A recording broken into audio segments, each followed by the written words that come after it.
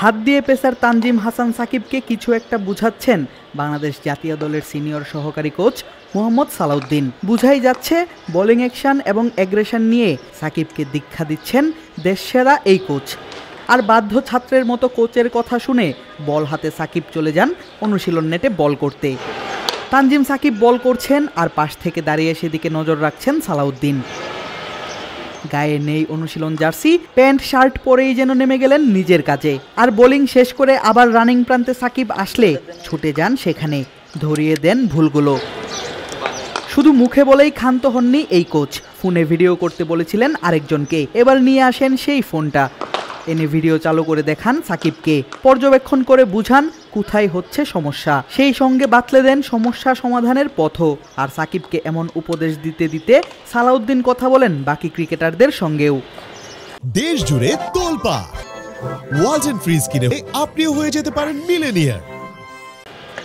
মিরপুরের একাডেমি মাঠে নানা রঙের জার্সিতে ঢাকা প্রিমিয়ার ডিভিশন ক্রিকেট লিগের দলগুলোর হয়ে অনুশীলন করছেন ক্রিকেটাররা। আছেন জাতীয় দলের একাধিক ক্রিকেটারও।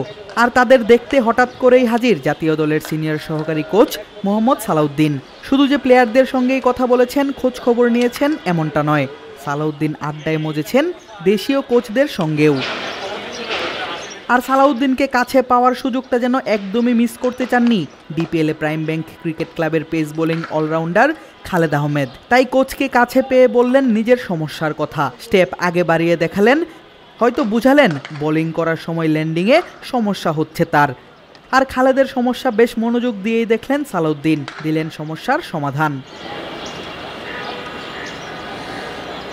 সালাউদ্দিন যে দায়িত্বে না থাকলেও রাখেন প্লেয়ারদের খোঁজ, তার প্রমাণ পাওয়া গিয়েছিল সদ্য সমাপ্ত বিপিএলেই।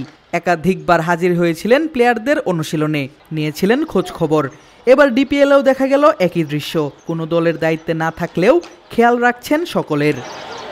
অবশ্য নিজের সন্তান সম শিষ্যদের খেয়াল রাখবেন সবসময়, এমন ধারণা ওয়েস্ট ইন্ডিজেই দিয়েছিলেন দেশসেরা এই কোচ। জানিয়েছিলেন নিজের কাজটা করতে চান, কাজ করতে চান ক্রিকেটারদের ইমপ্রুভমেন্ট নিয়েই। প্রমাণ পাওয়া গেল সেই কথারও।